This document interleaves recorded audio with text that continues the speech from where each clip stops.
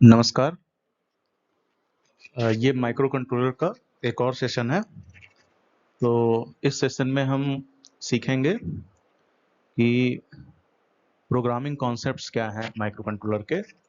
Basically इसमें हम केवल इंट्रोडक्शन देखेंगे कि प्रोग्रामिंग कैसे की जाती है, सिमुलेटर कैसे यूज़ कर सकते हैं, और प्रोग्रामिंग बेसिकली माइक्रो कंट्रोलर को कहाँ कहाँ पे इफेक्ट करती है। माइक्रो कंट्रोलर से प्रोग्रामिंग के थ्रू हम क्या क्या कर सकते हैं। So let's start. ये माइक्रो कंट्रोलर का ब्लॉक डायग्राम है, क्योंकि अभी तक सेशन में जो हम लोग डिस्कस कर रहे थे वो एक rough kind of block diagram था। सो ये ब्लॉक डायग्राम है जो थोड़ा सा ज़्यादा डिटेल में है। तो इसमें बेसिकली जैसे बताया था कि 8051 में एक ऑन चिप रोम होती है कोड के लिए, यहाँ पे हम प्रोग्राम स्टोर करते हैं। ऑन चिप रैम होती है, दो टाइमर होते हैं, टाइमर 0, टाइमर 1, बस कंट्रोल, इनपुट आउटपुट पोर्ट्स होते हैं, सीरियल पोर्ट्स होते हैं सीरियल कम्युनिकेशन के लिए, और एक्सटर्नल क्लॉक देने के लिए हम ऑसिलेटर, मतलब इंटरनली इसमें ऑसिलेटर होता है बट फिर भी एक्सटर्नल क्लॉक देने के लिए हम एक ऑसिलेटर ऐड करते हैं उसमें। और यहाँ पर इंटरप्ट कंट्रोल है। तो हमने सीपीयू को देखा था, ऑन चिप रोम को देखा था, ऑन चिप रैम को देखा था, इनपुट आउटपुट पोर्ट्स देख लिए थे, बस कंट्रोल देख लिया था, ऑसिलेटर का कनेक्शन कैसे करना है ये देख लिया था। अगर आप सीधा ये लेक्चर देख रहे हैं तो पीछे 3 लेक्चर्स ऑलरेडी हैं इसके, उनके लिंक्स मैं नीचे डाल दूंगा, so you can go through that. तो आपको बेसिक से काफी कुछ जानने को मिल जाएगा। Still, you don't need those lectures, but if you know something about microcontroller, if you know the basic about microcontroller, so uh, these are the internal components of microcontroller. अगर हम और डिटेल में जाएं तो माइक्रो कंट्रोलर का internal architecture कुछ इस तरीके का होता है, और ये पिक मैंने विकिपीडिया से डाउनलोड की है। There are several figures on internet, but it is necessary to mention the picture source. So picture source is Wikipedia. So here microcontroller का इंटरनल आर्किटेक्चर दिया हुआ है। इंटरनल आर्किटेक्चर में हमारे पास अभी तक हमने ओवरव्यू देखा था, अभी यहाँ पर हम डिटेल में देख सकते हैं कि ये हमारा ALU है, अरिथमेटिक लॉजिक यूनिट जिसको बोलते हैं। तो ये सारी चीजें हम लोग धीरे धीरे देखेंगे, फिर भी स्टिल यहाँ पे बहुत सी चीजों से आप फैमिलियर हैं, पिछले लेक्चर्स में मैंने कवर भी की हैं। तो ये अरिथमेटिक लॉजिक यूनिट है जिसका काम है बेसिकली जो भी अरिथमेटिक और लॉजिकल ऑपरेशन है उनको परफॉर्म करना। ये यहाँ पर PSW है, प्रोग्राम स्टेटस वर्ड। ये भी एक 8 बिट रजिस्टर है, एक तरीके से फ्लैग रजिस्टर है, फ्लैग रजिस्टर ही है, और ये आगे चल के इसका यूज देखेंगे हम कि कहाँ कहाँ काम आता है। इसके अंदर एक ये जो ACC लिखा है ये एक्यूमुलेटर है, ये भी एक 8 बिट रजिस्टर है जो फ्रिक्वेंटली यूज होता है माइक्रो कंट्रोलर के द्वारा ड्यूरिंग प्रोसेस एक्सिक्यूशन में, ड्यूरिंग जो हम इंस्ट्रक्शन मिलता है उसको एक्सिक्यूट करते हैं तब। तो ये बेसिकली ये भी एक्यूमुलेटर भी चीज़ों को स्टोर करने के लिए, टेम्पररी स्टोर करने के लिए कुछ इंस्ट्रक्शंस हैं जो डेडिकेटेड हैं एक्यूमुलेटर के लिए। तो एक्यूमुलेटर के सहारे हम काफ़ी कुछ कर सकते हैं। एक्यूमुलेटर एक 8 बिट रजिस्टर है। दूसरा एक इंटरनल रजिस्टर है बी रजिस्टर। तो एक्यूमुलेटर को शॉर्ट में हम ए कहते हैं, और ये बी रजिस्टर, तो ए और बी इसके अंदर होते हैं। और जो अभी आपको जानना है वो रैम है। रैम मैं बहुत अच्छे से डिस्कस कर चुका हूँ पिछले लेक्चर में, उसका लिंक नीचे रहेगा। और ये रोम है जिसमें हम प्रोग्राम लोड करते हैं, बर्न करते हैं। और डिफरेंट पोर्ट्स आपको दिख रहे होंगे, यहाँ पर है पोर्ट 1 इसके पहले, और यहाँ पर है पोर्ट 1 लैच है ये, और ये पोर्ट 3 लैच है। और आप देखेंगे तो ये आपको पोर्ट 1 यहाँ पर दिख रहा है, ये यहाँ पर पोर्ट 3 दिख रहा है। और आप ऊपर आइए, यहाँ आपके पोर्ट 0 दिख रहा है और यहाँ आपको पोर्ट 2 दिख रहा है। तो टोटल हमारे पास 4 पोर्ट्स होते हैं, एक पोर्ट ये, एक पोर्ट ये, एक पोर्ट ये, और एक पोर्ट नीचे यहाँ पर। और जैसा कि हार्डवेयर कनेक्शन वाले लेक्चर में मैंने बताया था कि एक्सटर्नल क्लॉक देने के लिए इसके जो एक्सटेल 1 एंड एक्सटेल 2, मतलब क्रिस्टल 1 क्रिस्टल 2 जो पिन्स हैं, उससे हम एक क्रिस्टल ऑस्किलेटर जोड़ते हैं, क्वार्ट्ज ऑस्किलेटर जोड़ते हैं। यहाँ पर जो दिख रहा है आपको, ये ऑलरेडी बता चुका हूँ वहाँ पे। और यहाँ पे जो और इम्पोर्टेंट चीज़ है वो है प्रोग्राम काउंटर। इसका यूज है प्रोग्राम काउंटर का। बेसिकली प्रोग्राम काउंटर का काम क्या होता है कि जब हम एक प्रोग्राम लिख रहे हैं तो वो प्रोग्राम में हर एक इंस्ट्रक्शन का एक एड्रेस होता है, कि मतलब उस लोकेशन पर वो इंस्ट्रक्शन लिखा हुआ है। अब सीपीयू कैसे जाने कि कौन सा इंस्ट्रक्शन हमको परफॉर्म करना है अभी? तो प्रोग्राम काउंटर में वो एड्रेस लिखा होता है जहां पर इंस्ट्रक्शन लिखा हुआ है। इंस्ट्रक्शन का एड्रेस जो है वो प्रोग्राम काउंटर में लिखा होता है, और प्रोग्राम काउंटर 16 बिट रजिस्टर है बेसिकली। और इसमें जो भी एड्रेस है इंस्ट्रक्शन का, एक लाइन का, वो इसमें आपको लिखा हुआ मिलेगा। जैसे ही वो इंस्ट्रक्शन एग्जीक्यूट हो जाएगा, फिर नेक्स्ट इंस्ट्रक्शन जहां पर जिस एड्रेस पर है, तो वो एड्रेस मिलेगा। तो बेसिकली वो हर इंस्ट्रक्शन एग्जीक्यूशन के बाद जो नेक्स्ट इंस्ट्रक्शन का एड्रेस है वो प्रोग्राम काउंटर में अपडेट होता रहता है। तो सीपीयू जब एक इंस्ट्रक्शन को परफॉर्म करके वापस आता है तो फिर वो प्रोग्राम काउंटर को चेक करता है, फिर प्रोग्राम काउंटर में नेक्स्ट इंस्ट्रक्शन कहाँ पर है उसका एड्रेस दिया होता है। तो बेसिकली एक लाइन में कहें तो प्रोग्राम काउंटर जो नेक्स्ट इंस्ट्रक्शन है उसके एड्रेस को प्रदर्शित करता है, उसके एड्रेस को इंडिकेट करता है। So program counter indicates the address of next instruction to be performed और टू बी एग्जीक्यूटेड। तो अभी आपने इंटरनल स्ट्रक्चर इसका देख लिया, जो जो इंपॉर्टेंट चीज थी वो सारी मैंने बता दी। कुछ चीजें हम लोग सब्सिक्वेंट लेक्चर्स में देखेंगे, जैसे इंटरप्ट क्या है, टाइमर क्या है, ये सारी चीजें हम देखेंगे। बाकी जो काम की सारी चीजें वो ऑलरेडी मैंने यहाँ पर ही बताई और पिछले लेक्चर्स में भी कवर कर दी हैं। ब्लॉक डायग्राम आपको याद करना है। ब्लॉक डायग्राम आपको याद करना इसलिए जरूरी है कि यूजली आपको ये पता होना चाहिए कि माइक्रो कंट्रोलर के अंदर क्या क्या है। दूसरा, एग्जाम्स में या वेरियस प्रिपरेशंस में ब्लॉक डायग्राम या इंटरनल आर्किटेक्चर पूछा जा सकता है। इंटरनल आर्किटेक्चर पूछना थोड़ा सा कम प्रोबेबल है, बट ब्लॉक डायग्राम पूछा ही जा सकता है। सो गेट इट। आपने जो अभी देखा कि एक्यूमुलेटर है और बी है, उसके बाद प्रोग्राम स्टेटस वर्ड है, टाइमर है, तो कुछ स्पेशल फंक्शन रजिस्टर्स होते हैं। स्पेशल फंक्शन रजिस्टर्स क्या क्या है? बी है, एक्यूमुलेटर है, प्रोग्राम स्टेटस वर्ड है, पोर्ट्स हैं P0, P1, P2, P3, और टाइमर है। तो टाइमर हाई, टाइमर लो बिट्स हैं। तो टाइमर 1 के लिए TH1 और TL1 है, मतलब लोअर जो बिट हैं, लोअर बिट्स हैं वो TL1 से रिप्रेजेंट होती हैं, हायर बिट्स TH1 से होती हैं।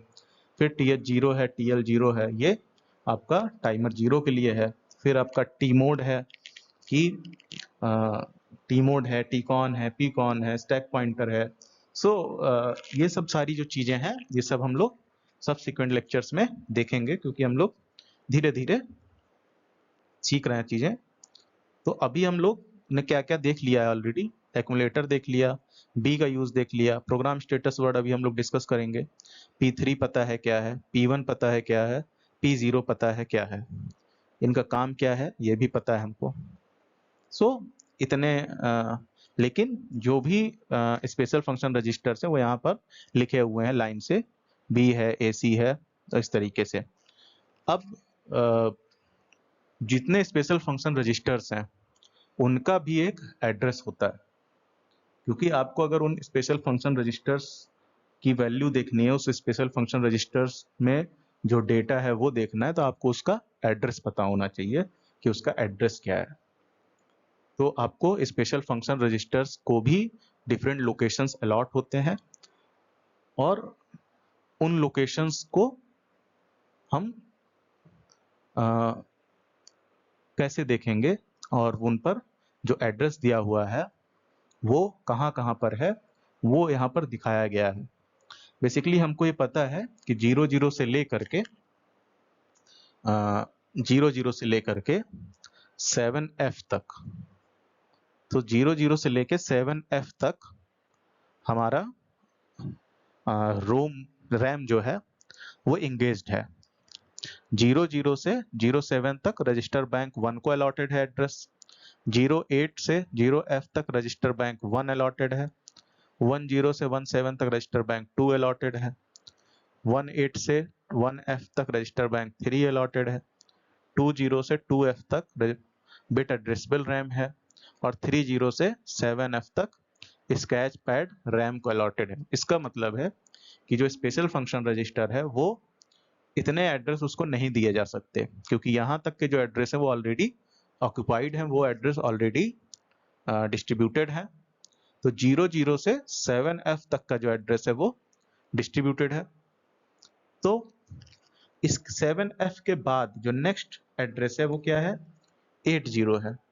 तो हम स्पेशल फंक्शन रजिस्टर्स को 80 एड्रेस से, हम क्या बेसिकली जो मैन्युफैक्चरिंग कंपनी है जैसे कि इंटेल है, एटमेल है, तो जिसने भी इसका आर्किटेक्चर डिजाइन किया है उसने इनको एड्रेस दिया हुआ है 7F तक रोम में एंगेज्ड है, रैम में एंगेज्ड है।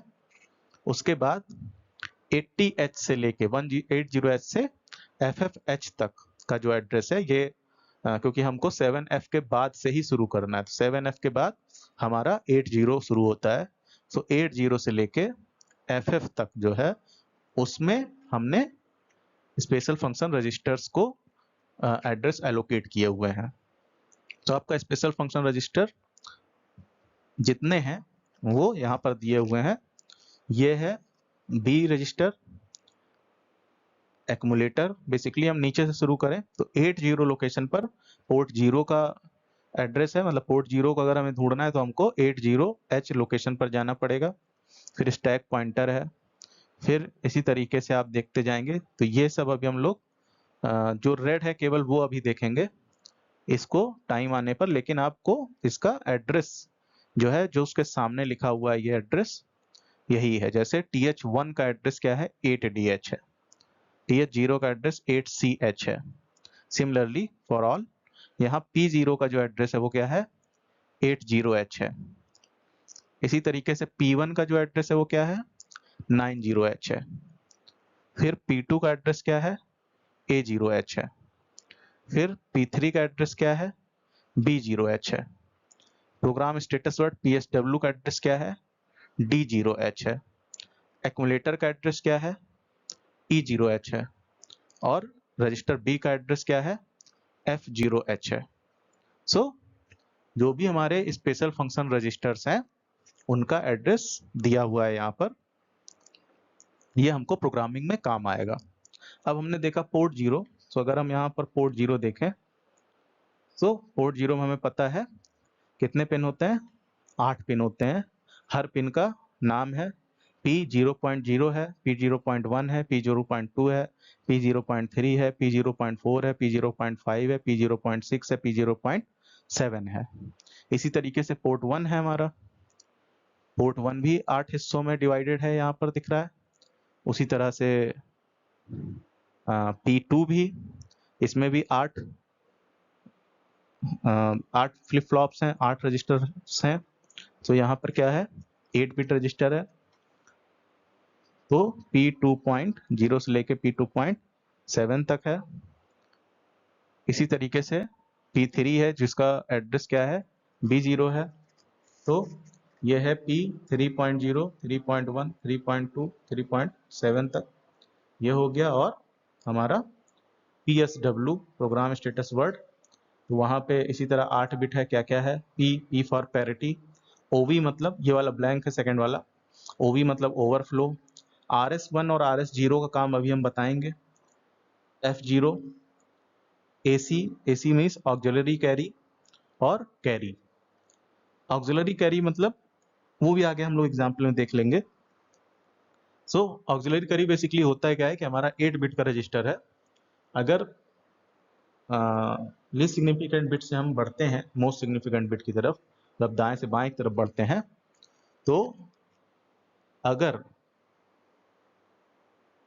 कोई भी अरिथमेटिक ऑपरेशन परफॉर्म करने पर हमें चौथी बिट से पांचवी बिट में कोई कैरी ट्रांसफर होता है, तो उसे हम ऑक्सिलरी कैरी कहते हैं। कैरी क्या है, सिंपली दो 8 बिट संख्याओं के बीच में अगर हम बाइनरी ऑपरेशन परफॉर्म करें, अरिथमेटिक ऑपरेशन परफॉर्म करें, अगर रिजल्ट में कैरी जनरेट होता है तो हमारा कैरी फ्लैग यहाँ पर क्या होगा, 1 हो जाएगा। सो देखेंगे हम लोग एक्यूमुलेटर, ये क्या है 8 बिट के लिए, और रजिस्टर B। सो ये हमारे स्पेशल फंक्शन रजिस्टर्स हैं जो कि हम लोग नेक्स्ट लेक्चर में बहुत डिटेल में देखेंगे। सो यहाँ पे हम देखें तो हम लोग आर्किटेक्चर से देख सकते हैं कि कहाँ पे क्या क्या है। जैसे ये हमारा एक्यूमुलेटर यहाँ है, तो ये एक्यूमुलेटर यहाँ पर आ गया, ठीक। फिर हमारा रजिस्टर B ये है, तो ये रजिस्टर B यहाँ पर आ गया, ये है। PSW कहाँ दिख रहा है, ये दिख रहा है आपको, तो ये PSW, ये इसका एड्रेस है D0H, ये हो गया। और क्या है, पोर्ट्स हैं हमारे सारे। सो ये P1.0 ये यहाँ पर दिख रहा है, P3.7 कहाँ पर है, ये यहाँ है। P2 कहाँ है, P2 यहाँ पर है। P0 कहाँ है, P0 सबसे नीचे है। सो ये आपको स्पेशल फंक्शन रजिस्टर्स यहाँ पर दिख रहे हैं। ये स्टैक पॉइंटर है, ये यहाँ पर है। सो यही सारी चीजें दी हुई है यहाँ पर। तो स्पेशल फंक्शन रजिस्टर का एड्रेस कहाँ से शुरू होता है, 80H से, और कहाँ तक जाता है, FFH तक। सो 80H से FFH तक स्पेशल फंक्शन रजिस्टर का एड्रेस होता है।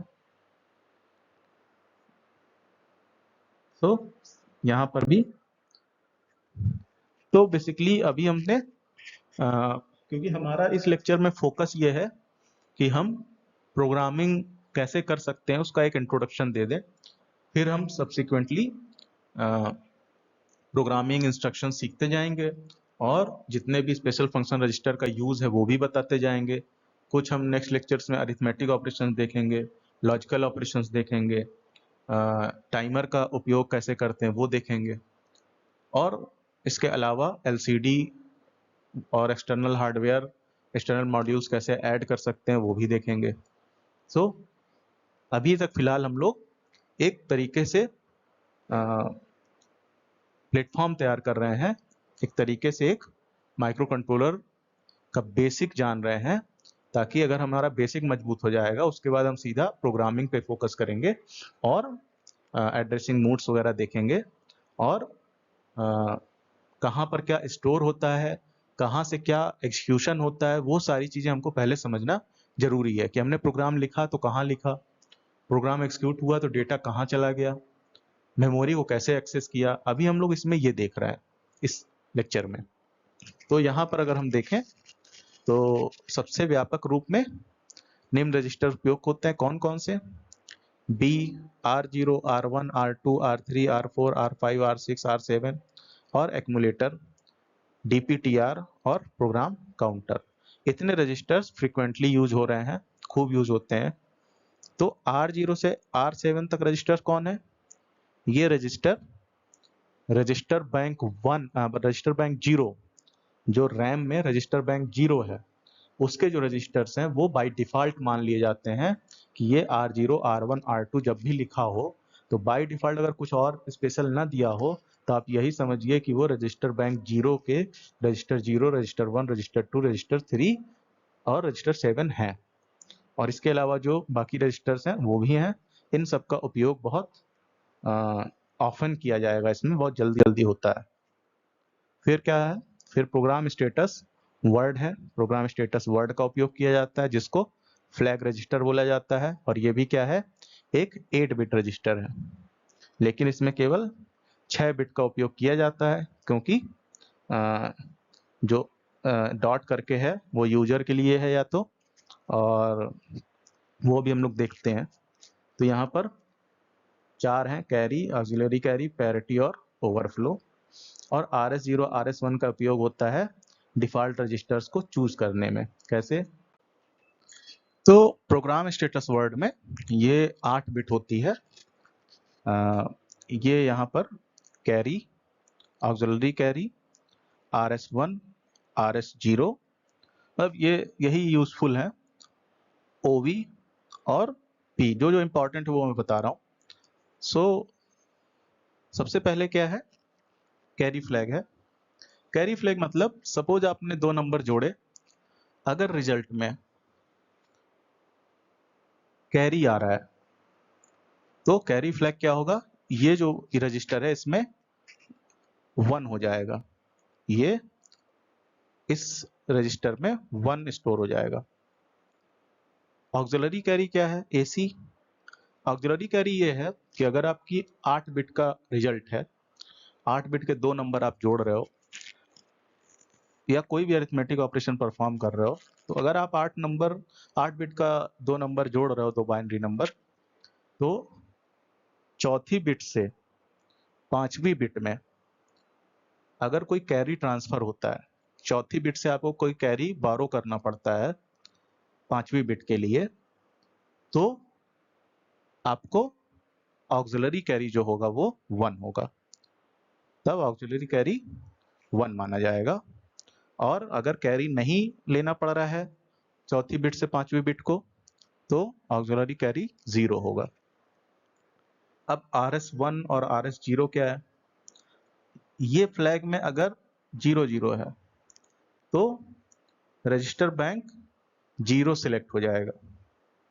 मतलब RS1 और RS0 को अगर हम, RS1 क्या है?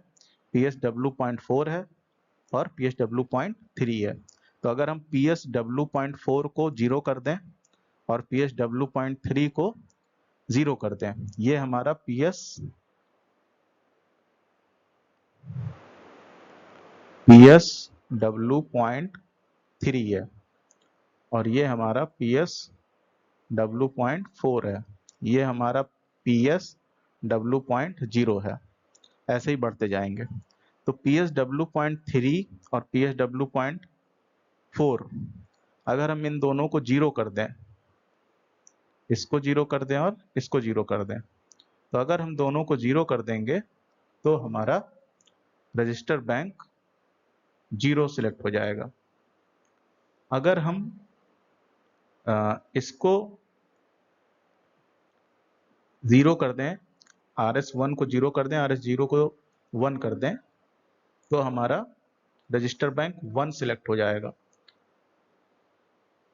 और अगर हम इसको 1 0 कर दें तो हमारा रजिस्टर बैंक 2 सिलेक्ट हो जाएगा। और अगर हम इसको 1 1 कर दें तो हमारा रजिस्टर बैंक 3 सिलेक्ट हो जाएगा। इसका मतलब क्या हुआ? इसका मतलब हुआ कि हमारे पास, अगर हम देखें रैम में, तो रैम में हमारे पास लगभग अब अगर हम रैम को देखें तो रैम हमारी 128 बाइट की होती है और रैम में हमारे 4 रजिस्टर बैंक होते हैं, register bank 0, register bank 1, register bank 2 और रजिस्टर बैंक 3। रैम में 0 से लेके 7S तक की लोकेशन को हम रजिस्टर बैंक 0 कहते हैं। तो अब जब ये कहते हैं तो हमारा क्या होता है, यहाँ पर R0, इस रजिस्टर को R1, इसको R2, इसको R3, इसको R4, इसको R5, इसको R6, इसको R7। तो ये 8 रजिस्टर हमारे हो गए और ये 8 रजिस्टर को मतलब रजिस्टर बैंक 0 कहते हैं।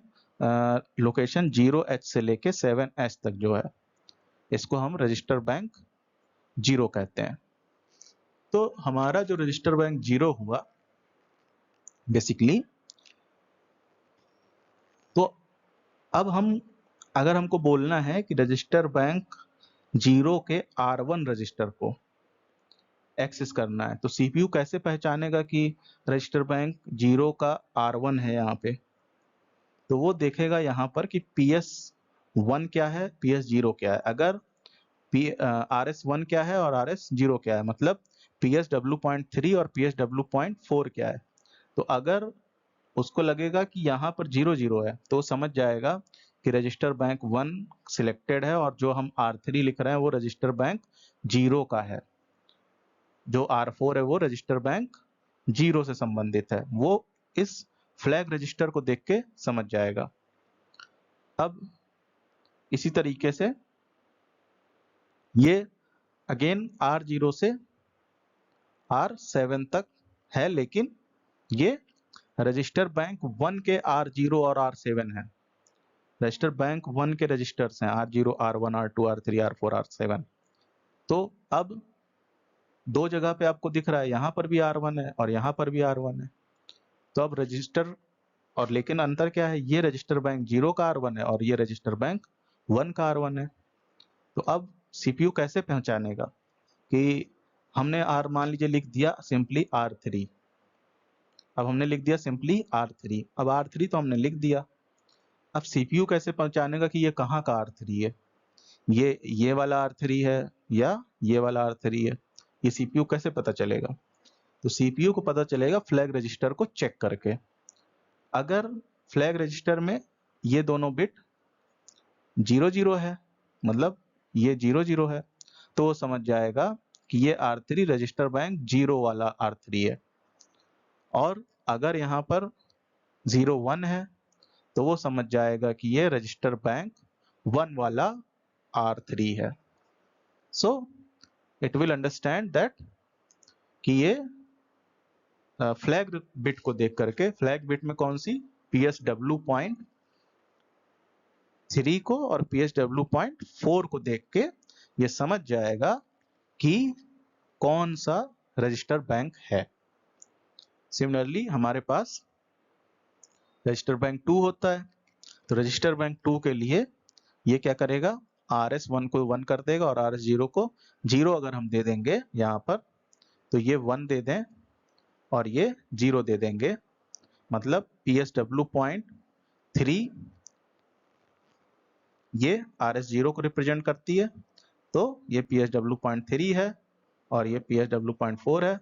तो इसको अगर हम 10 कर दे रहे हैं तो फिर हम अगर आगे लिखेंगे 10 करने के बाद हम लिखते हैं R4, तो वो समझ जाएगा कि ये रजिस्टर बैंक 2 का R4 है। सिमिलरली यहाँ पर अगर 11 करते हैं तो हम समझ जाएंगे कि रजिस्टर बैंक 3 है, जिसका रजिस्टर बैंक 3 कहाँ से कहाँ तक होता है रैम में, 18H से 1FH तक। इसमें अगर हम देखेंगे तो हमारे पास यहाँ R7 तक है और ये रजिस्टर बैंक 3 है हमारा। तो रैम के जो लोकेशन है 0H से लेके 1FH तक, ये सारे location register bank 0, register bank 1, register bank 2, register bank 3 के लिए डेडिकेटेड है। और इन रजिस्टर को सिलेक्ट कैसे करते हैं, सिलेक्ट करते हैं हम प्रोग्राम स्टेटस वर्ड में बिट को रख करके। अब आपको क्या दिख रहा है यहाँ पर, यहाँ दिख रहा है P का मतलब क्या है, पैरिटी फ्लैग। पैरिटी फ्लैग मतलब कि सपोज आप कोई अरिथमेटिक ऑपरेशन परफॉर्म करते हैं, सपोज दो नंबर को जोड़ते हैं, आपने दो नंबर को जोड़ा और आपका रिजल्ट ये आया। तो अगर रिजल्ट आया हमारा, या कुछ भी रिजल्ट आया, सपोज 0 1 1 0 1 1 1 1 आया। अब अगर आप इसको देखेंगे तो इस रिजल्ट में आपको गिनना है कि इसमें कितने 1 हैं। तो यहाँ कितने 1 हैं? 1 2 3 4 5 6। यहाँ पर 6 1 हैं, 6 1s हैं। तो इसका मतलब, और 6 क्या है? 6 है इवन नंबर। तो अगर नंबर ऑफ वंस की संख्या इवन है तो p 0 होगा। तो यहाँ पर क्या होगा? 0। अब अगर हमारा रिजल्ट आया 1 1 0 0 1 1 1 0, तो हमारे, अब हम नंबर 1 गिनेंगे, number of ones. Number ones हुए 1 2 3 4 5। तो अभी क्या आया? नंबर ऑफ वंस जो है वो आए 5। 5 क्या है? ऑड संख्या है। 5 is odd. So if it is odd, then p हमारा जो है वो होगा 1। If number of ones odd है तो हमारी संख्या क्या हो जाएगी यहाँ पर? 1। p इक्वल टू 1 हो जाएगा। और अगर ये इवन है तो p इक्वल टू 0 हो जाएगा। तो ये पैरिटी फ्लैग का काम है। सो हमें ज्यादातर कंडीशन अप्लाई करने के लिए हमको इसी की जरूरत पड़ेगी कि p क्या है। तो इसी की जरूरत हमको ज्यादातर इन सब चीजों की पड़ेगी जो हम लोग फ्यूचर में देखेंगे।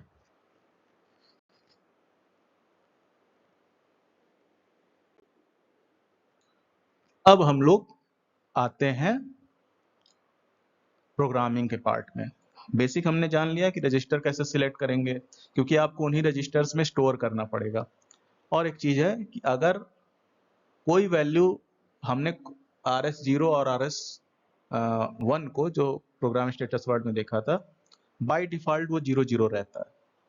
अगर हम बिना कुछ मेंशन किए हुए सिंपली R1 लिख रहे हैं, तो R1 का मतलब है कि वो रजिस्टर बैंक 0 का R1 है। कोई भी रजिस्टर अगर हम बिना कुछ फ्लैग रजिस्टर को छेड़े लिख रहे हैं तो वो basically R1 R2 R3 R0 ये सब रजिस्टर बैंक 0 के माने जाएंगे। अब असेंबली लैंग्वेज क्या है? आप यहाँ पे देख रहे हो MOV लिखा हुआ है, मूव, MOV लिखा हुआ है। ये एक बेसिकली इंस्ट्रक्शन है।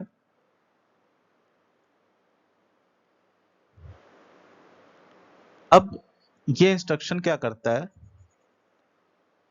और ये इंस्ट्रक्शन है क्या? बेसिकली हमको कंप्यूटर से कोई काम कराना है और कंप्यूटर हमारा अपनी भाषा में काम करता है, हम अपनी भाषा में काम करते हैं। कंप्यूटर क्या भाषा समझता है? कंप्यूटर समझता है 0 1 0 1 1 0, मतलब 0 1 की भाषा समझता है, बाइनरी लैंग्वेज समझता है। और हम क्या समझते हैं? हम समझते हैं इंग्लिश, हिंदी।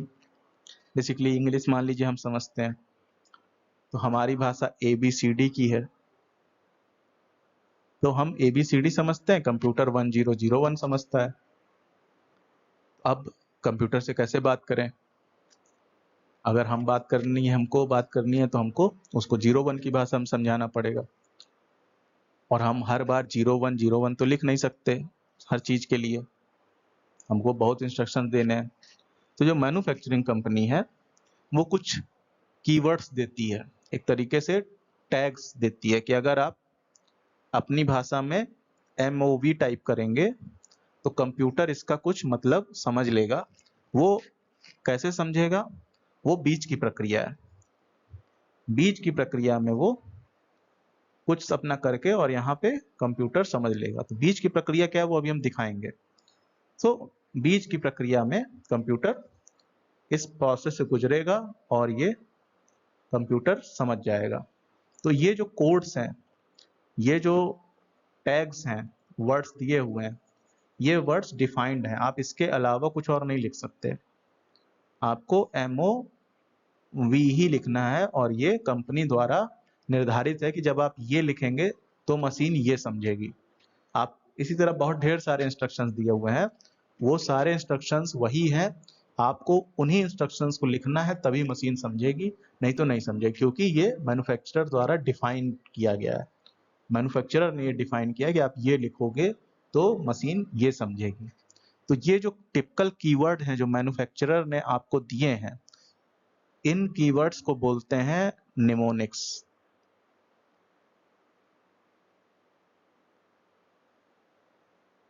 इन कीवर्ड्स को बोला जाता है निमोनिक्स। निमोनिक्स मतलब एम यहाँ पर साइलेंट रहता है, तो इसको बोलते हैं निमोनिक्स। तो निमोनिक्स क्या है? जो ये इंस्ट्रक्शंस हैं जो हमारी भाषा में हैं, वो निमोनिक्स हैं। जब हम निमोनिक्स के भाषा में कोई प्रोग्राम लिखते हैं, तो वो प्रोग्राम हमारा कहलाता है assembly language program. Assembly language program कहलाता है। तो असेंबली लैंग्वेज प्रोग्राम क्या है कि हम कोई चीज निमोनिक्स की भाषा में लिखें। और निमोनिक्स क्या है? वो कीवर्ड्स, वो इंस्ट्रक्शन जो मैन्युफैक्चरिंग कंपनी हमको देती है। तो ये निमोनिक्स हैं, और वो निमोनिक्स मतलब जो हमारी भाषा में लिखे होते हैं, अल्फाबेट्स में लिखे हुए हैं, सपोज MOV, इस तरीके से। तो ये हमारे निमोनिक्स हैं। तो हम क्या कर रहे हैं कि इसको कंपनी ने कैसे डिफाइन किया है? अगर लिखा, आप ये लिखते हैं मूव ए हैज साइन और 55H, ए के बाद कॉमा लगा हुआ है यहाँ पे, राइट? तो यहाँ पर क्या है?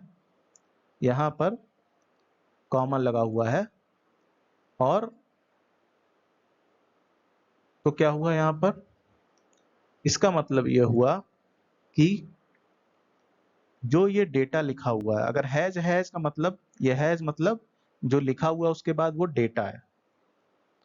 तो अगर ये इंस्ट्रक्शन लिखा हुआ है तो वो ये कह रहा है कि ये नंबर जो 55H है, 55H है, ये कहाँ स्टोर होगा? एक्यूमुलेटर में। तो ये जो डेटा है इसको हमको कहाँ लिखना है? एक्यूमुलेटर में। तो ये जो चीज है, ये कहलाती है सोर्स। सोर्स मतलब जहां से हमको डेटा मिल रहा है। डेस्टिनेशन मतलब ये कहलाएगा डेस्टिनेशन, डेस्टिनेशन सोर्स। तो डेस्टिनेशन मतलब जहां पर डेटा को जाना है, जहां से डेटा आना है वो है सोर्स, और जहां डेटा जाना है वो है डेस्टिनेशन। तो डेटा कहां से? सोर्स से डेस्टिनेशन में जाएगा। कैसे जाएगा? तो एक्यूमुलेटर एक 8 बिट रजिस्टर, ये हम जानते हैं। तो ये 8 बिट रजिस्टर हो गया, और इस 8 बिट रजिस्टर में क्या होगा कि 0 या 1 स्टोर हो सकता है। तो ये जो 55H है, ये हेक्साडेस, H का मतलब हेक्साडेसिमल। तो 55 को अगर हम बाइनरी में कन्वर्ट करेंगे तो क्या आएगा? 0101, और ये आएगा 0101। ठीक, तो 0101 आएगा। तो इसको हम क्या करेंगे? अभी कितनी बिट हो गई? 1 2 3 4 5 6 7 8, 8 बिट हो गई। ये 8 बिट क्या होगी? एक्यूमुलेटर में स्टोर हो जाएगी। ये हमने एक्यूमुलेटर में डेटा राइट कर दिया 55H को। ये हमारा मूव इंस्ट्रक्शन हो गया। अब एक और इंस्ट्रक्शन देखिए, सेम इंस्ट्रक्शन है। वहां पर क्या था? नंबर ट्रांसफर कर रहे थे। यहाँ पर क्या है कि एक रजिस्टर है R2 और एक्यूमुलेटर है R2। मतलब क्या हुआ? ये रजिस्टर बैंक, किसका रजिस्टर बैंक? किस रजिस्टर बैंक का रजिस्टर होगा ये? हमने कुछ नहीं लिखा, इसका मतलब बाय डिफॉल्ट क्या हम मान लेंगे? रजिस्टर बैंक 0 का R2 है ये। रजिस्टर बैंक 0 का, क्योंकि हमने कुछ नहीं लिखा, मतलब बाय डिफॉल्ट वो R2 है।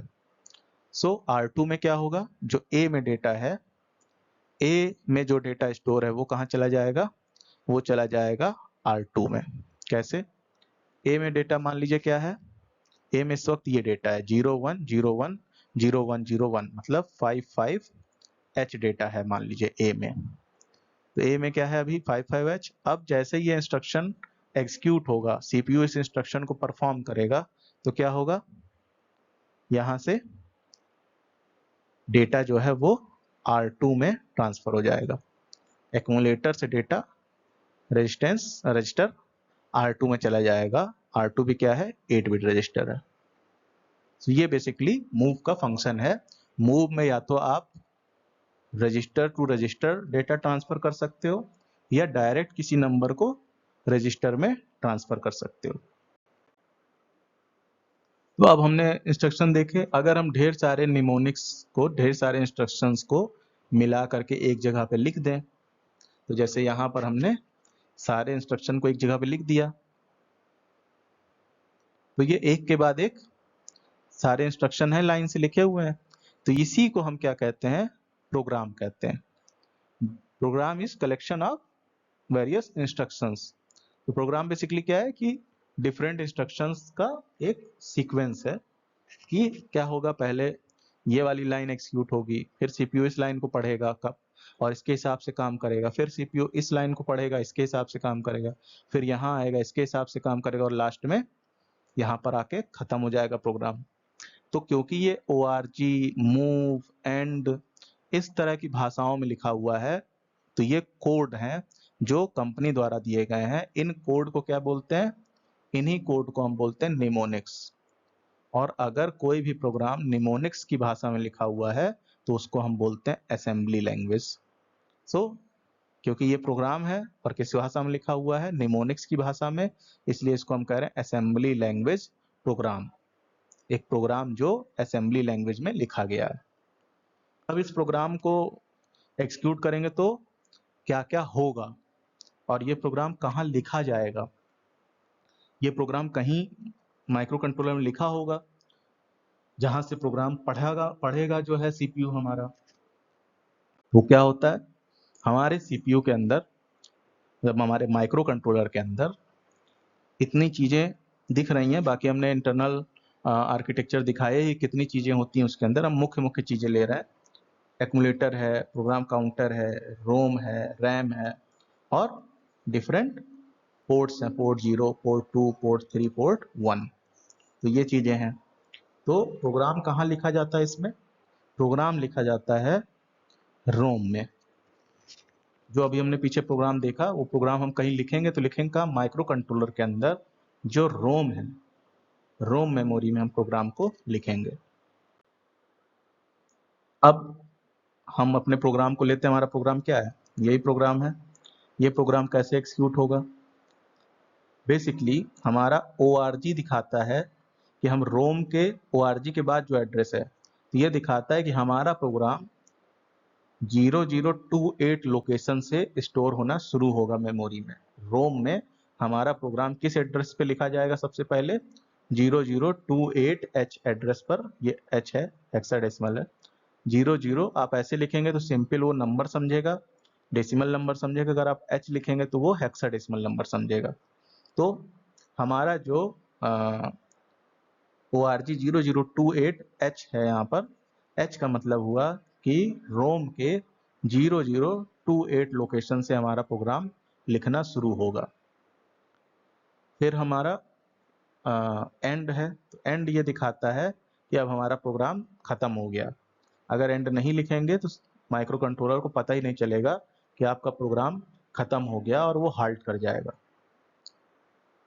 अब यहाँ पर क्या है, यहाँ पर है मूव A हैज 55, मतलब ए में ये डेटा जाना है। ये इसका मतलब है। तो एक्यूमुलेटर दिया हुआ है, एक्यूमुलेटर में हमारा अगर ये इंस्ट्रक्शन पे हम है तो एक्यूमुलेटर क्या करेगा, इसमें हमने डेटा स्टोर कर दिया 55, ये 5 और ये 5, ये 5 हो गया और ये 5 हो गया। तो 55H हमने स्टोर कर दिया। फिर क्या कह रहा है, नेक्स्ट इंस्ट्रक्शन पे आइए। नेक्स्ट इंस्ट्रक्शन कहता है कि जो भी एक्यूमुलेटर में डेटा है उसको कहाँ डालिए, R2 में। तो हम क्या करेंगे, R2 में डाल देंगे। तो ये डेटा कॉपी हो जाएगा एक्यूमुलेटर से। एक्यूमुलेटर से डेटा डिलीट नहीं होगा, एक्यूमुलेटर से डेटा कॉपी होगा, एक्यूमुलेटर में वो डेटा पड़ा रहेगा पहले से। तो हमारा डेटा पड़ा हुआ है। फिर हम आगे आएंगे। अब आगे अगले इंस्ट्रक्शन में क्या होगा, जो हमारा R2 पर डेटा है वो कहाँ चला जाएगा, पोर्ट 1 पर। तो हमारा पोर्ट 1 पर चला गया। तो पोर्ट 1 पे जब गया तो जो R2 पे हमारा डेटा था वो हमारा पोर्ट 1 पे कॉपी हो गया और R2 से डेटा डिलीट नहीं होगा, R2 में डेटा सेम बना रहेगा। और फिर हमारा प्रोग्राम क्या होगा, एंड हो जाएगा। So this is all, this is example of one assembly language program. और एक्सिक्यूट होता जा रहा है तो कैसे रजिस्टर्स की वैल्यू बदलती जा रही वो हमने यहाँ पर आपको दिखाया।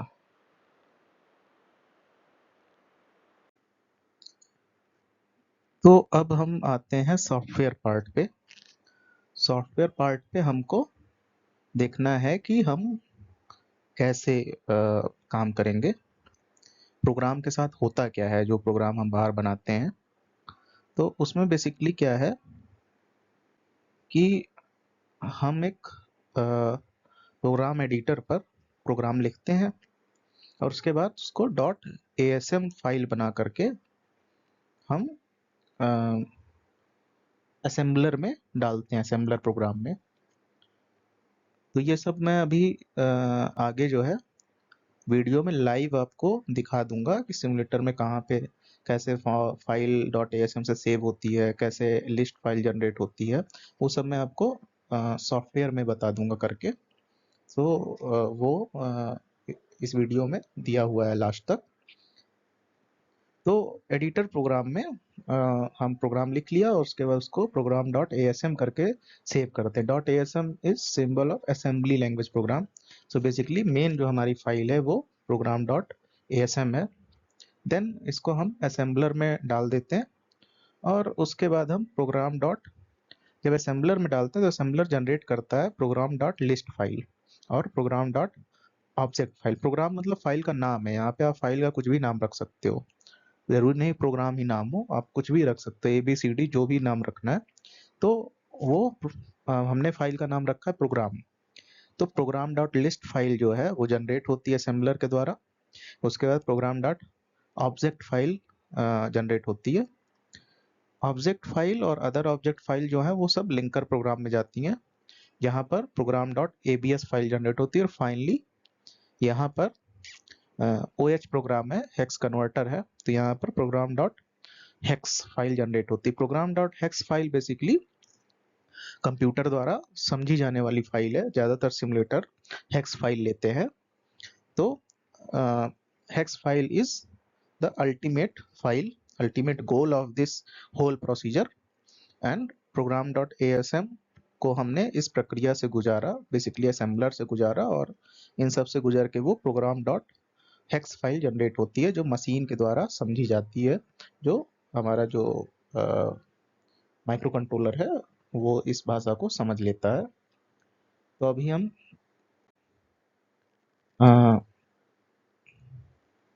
अब हमारा जो प्रोग्राम था वो क्या था, वो प्रोग्राम ये था org 0028 move a, इसमें 55H डेटा डाला और ये पूरा प्रोग्राम था। तो ये प्रोग्राम कहाँ पर स्टोर होगा, हमने बताया था कि ये रोम में स्टोर होगा, जो माइक्रो कंट्रोलर की रोम मेमोरी है उसमें ये प्रोग्राम स्टोर होगा, करेक्ट। अब जो पहला इंस्ट्रक्शन है वो है org 0028H। इसका मतलब है रोम के 0028H लिखा हुआ है तो हेक्साडेसिमल है, तो 0028 से हमारा प्रोग्राम स्टार्ट होगा। तो 0028 है रोम में, यहाँ से हमारा प्रोग्राम स्टार्ट हुआ। तो इस प्रोग्राम को बेसिकली जो हमारा रजिस्टर है या रोम है उसमें हम 1010 के फॉर्म में ही कुछ भी डेटा स्टोर कर सकते हैं। ये हमारा निमोनिक्स के फॉर्म में है, असेंबली लैंग्वेज है ये मूव ए। अब इसका एक कोड होता है हेक्स में, वो कोड कहाँ से मिलता है, वो मैन्युफैक्चरर ही देता है। तो इसका हेक्स में जो कोड है वो क्या होगा, 7455। ये आपका हेक्स कोड हुआ इसका। तो ये कहाँ से मिलेगा आपको? तो ऑलरेडी डिफाइंड है कि इसका जो हेक्स कोड है वो ये है, इसमें कुछ और हेक्स कोड नहीं हो सकता। मूव ए का हेक्स कोड है 74 और डेटा 55 है तो 55 हो गया। इसी तरह मूव ए टू एक्मुलेटर, इसका हेक्स कोड है एफ ए। जब आप सिमुलेटर लोड करेंगे हेक्स कोड अपने आप जनरेट हो जाएगा, आपको कुछ करना नहीं है, तो आपको ये याद नहीं रखना है कोड। सो एफ ए, फिर 8A90, ये मूव पोर्ट 1 में अगर हम R2 का कंटेंट को कॉपी करेंगे तो बेसिकली 8A90 इसका हेक्साडेसिमल हो गया। और ये जनरेट कहाँ हो, ये स्टोर कहाँ होगा? रोम के 0028 एड्रेस में। फिर इस तरीके से हमारे ये एड्रेस दिए हुए हैं। तो अभी हम इस अगर आगे देखें, यहाँ पर हमारा जो प्रोग्राम है वो यही है, ये प्रोग्राम है हमारा। तो ये रोम के 0028 लोकेशन पर स्टोर होना शुरू होगा और ये हमारा हेक्स कोड है। अब क्योंकि रोम का जो लोकेशन है उसमें 8 बिट डेटा ही स्टोर हो सकता है, क्योंकि वो एक 8 बिट रजिस्टर का एड्रेस है। तो जब 8 बिट डेटा स्टोर हो सकता है उस लोकेशन पर, तो 74 और 55, तो इसको हम बाइनरी में कन्वर्ट करते हैं। तो बाइनरी में कन्वर्ट करेंगे तो क्या होगा? ये आएगा, ये हो जाएगा हमारा 7, ये हो जाएगा 4, ये हो जाएगा 5, ये हो जाएगा 5। अब ये 8 बिट डेटा है, ये भी 8 बिट डेटा है, जबकि यहाँ पर इस लोकेशन पर केवल 8 बिट डेटा स्टोर हो सकता है। और यहाँ पर क्या है? यहाँ पर टोटल 16 बिट है। तो जो फर्स्ट 8 बिट है वो यहाँ, जो फर्स्ट 8 बिट है मतलब वो 74 है, और सेकंड 8 बिट जो है वो 55H है। ये हेक्साडेसिमल है, ये बेसिकली H है एक तरीके से आप समझिए। तो जो पहली 8 बिट है वो यहाँ पर स्टोर होगी, जो दूसरी 8 बिट है वो नेक्स्ट लोकेशन पर, नेक्स्ट लोकेशन है 0029 पर स्टोर हो जाएगी। सो ये वाला जो 8 बिट है वो यहाँ पर स्टोर होगा। सो रोम के 0028H पे लोकेशन पे 74 स्टोर होगा, मतलब 0110 स्टोर होगा, जबकि रोम के 0029 लोकेशन पर 55 स्टोर होगा। 55 मतलब 01010101 स्टोर होगा। अब यहाँ पर आ जाएं तो ये F है और ये A है, और ये बेसिकली 8 बिट डेटा ही है, 8 बिट डेटा है। So move R to A। तो ये 8 बिट डेटा है, तो ये तो इसी लोकेशन पर 8 बिट डेटा स्टोर हो सकता है, तो हो जाएगा। अब हम आगे जो नेक्स्ट इंस्ट्रक्शन है वो क्या है? Move P1A। ये कहाँ पर स्टोर हो रहा है? 002B H ऑफ द रोम। और ये क्या है? उसका हेक्स कोड है 8A90। तो अगर हम इसको कन्वर्ट करें बाइनरी में तो 8A9 इस तरह लिखा जाएगा और 0 ये है। सो ये टोटल हमारा क्या हो रहा है? 8 बिट 8 बिट 16 बिट डेटा है। सो अगेन क्या होगा कि इस लोकेशन पर केवल 8 बिट डेटा स्टोर हो सकता है, तो ये तो स्टोर हो जाएगा, लेकिन ये कहाँ स्टोर होगा? ये नेक्स्ट लोकेशन पर स्टोर होगा, 002C पर स्टोर होगा। ये 90 002C नेक्स्ट लोकेशन पर स्टोर हो जाएगा, और ये 8 बिट डेटा 002CH पर स्टोर हो जाएगा। तो हमारा ओवरऑल अगर मेमोरी के लोकेशन देखेंगे तो बाकी बाद में प्रोग्राम एंड हो गया, तो खत्म हो गया। तो ओवरऑल मेमोरी लोकेशंस पर क्रमशः ये डेटा, ये डेटा, ये डेटा, ये डेटा और ये डेटा स्टोर होगा। तो हमारा जो रोम है वो इस तरीके से भरी होगी अगर हम ये प्रोग्राम रोम में बर्न करेंगे, रोम में डालेंगे। ये है हमारा माइक्रो कंट्रोलर। तो हमने यहाँ केवल एक्मुलेटर दिखाया है, बहुत सारी चीजें होती जो आपने इंटरनल आर्किटेक्चर में देखा है। सो एक्मुलेटर ये बेसिकली रोम है आपकी, रोम में ही यहाँ पर ही प्रोग्राम इसमें स्टोर होना है, राइट। और कहाँ किस लोकेशन पर क्या क्या स्टोर होगा वो हम ऐसे देख सकते हैं। ये हमारी रैम है। और हमारा प्रोग्राम कर क्या रहा था? हमारा प्रोग्राम जो है, पहले प्रोग्राम कहाँ स्टोर होगा? प्रोग्राम स्टोर होगा इस तरह से। ये हमारा लोकेशन है 0028H। तो हमने जो वहां पर प्रोग्राम में दिखाया था, वो प्रोग्राम 0101 के फॉर्म में रोम में इस तरह से स्टोर हो जाएगा। ये हमारा बेसिकली जो दिख रहा है आपको, ये क्या है? प्रोग्राम है। ये प्रोग्राम स्टोर हो गया। और प्रोग्राम कर क्या रहा था? सबसे पहले एक्यूमुलेटर में डेटा सेव कर रहा था। कितना? 55H। सो 55 हो गया, ये 5 और ये 5। सो 55H जो है एक्यूमुलेटर में स्टोर हो गया। और क्या कर रहा था? और हमारा जो डेटा था, दूसरा इंस्ट्रक्शन क्या कर रहा था? R2 में क्या स्टोर कर रहा था? जो एक्यूमुलेटर का कंटेंट है। एक्यूमुलेटर में कंटेंट क्या था? ये था। तो यही कहाँ कॉपी हो गया? रजिस्टर R2 में। तीसरा क्या कर रहा था? जो R2 का डेटा है वो कहाँ जा रहा था? वो जा रहा था पोर्ट 1 में। सो ये यहाँ पर अगर आप देखें तो ये पोर्ट 1 में ये डेटा आ गया। सो जब हम प्रोग्राम को लिखेंगे और एक्सिक्यूट कराएंगे तो डेटा की कंडीशंस क्या होंगी? रोम में इस तरह डेटा प्रोग्राम स्टोर हो जाएगा। फिर जब प्रोग्राम एक्सिक्यूट होगा तो सबसे पहले एक्यूमुलेटर में डेटा जाएगा 55H। फिर नेक्स्ट इंस्ट्रक्शन कहता है कि जो एक्यूमुलेटर में डेटा है उसको आप R2 में कर दीजिए, तो वो R2 में चला जाएगा। फिर कहता है कि जो R2 में डेटा है उसको आप पोर्ट 1 पे डाल दीजिए, तो पोर्ट 1 पर डेटा इस तरह से चला जाएगा। सो एक कंप्लीट प्रोग्राम इस तरीके से स्टोर होगा और इस तरह से एग्जीक्यूट करने के बाद उसका आउटपुट वैल्यू सब जगह पर चेंज हो जाएगी। तो अभी हम देखें तो हमको अगर सॉफ्टवेयर यूज करना है तो हमको क्या करना है कि गूगल पे जाना है और टॉप व्यू सिमुलेटर लिखना है। Lot of simulators are there, लेकिन मैं usually top view simulator use करता हूँ। लेकिन इसकी खामी यह है कि 32 बिट पे काम करता है। तो आपको यहाँ जाना है, top view simulator evaluation copy लिखा हुआ है, इसको आप डाउनलोड कर लोगे। जब ये डाउनलोड हो जाए यहाँ पर, तो जब ये डाउनलोड हो जाएगी तो आप फाइल को लीजिए। तो इस तरीके से डाउनलोड हो गई और फिर ये जिप फाइल आपको मिलेगी। तो हमने जिप फाइल को एक्सट्रैक्ट किया, तो हमें टॉप व्यू सिमुलेटर में इस तरह से सेटअप दिखेगा। एप्लीकेशन लिखा होगा इस साइड में, आपको दिख रहा होगा। तो सेटअप में यस करेंगे, एक्सिक्यूट कर देंगे इसको। एक्सिक्यूट करेंगे तो ये प्रोग्राम इंस्टॉल हो जाएगा कुछ इस तरह से।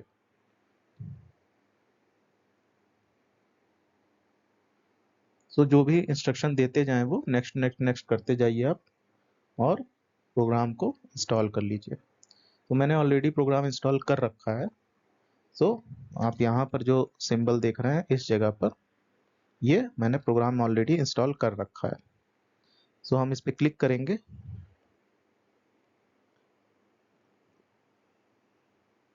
मैं थोड़ा सा वर्चुअल मशीन पे चला रहा हूँ क्योंकि मेरा लैपटॉप 64 बिट है। तो इस तरह से खुल के आ जाएगा।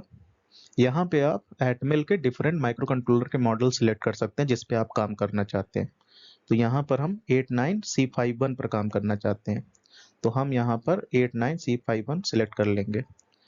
यहाँ से आप फ्रीक्वेंसी सेट कर सकते हो कि कितनी फ्रीक्वेंसी का आप बाहर ऑसिलेटर लगाओगे। तो हमने यहाँ 12 मेगाहर्ट्ज कर रखा है, तो हम 12 मेगाहर्ट्ज का सिमुलेटर वो ऑसिलेटर लगा रहे हैं।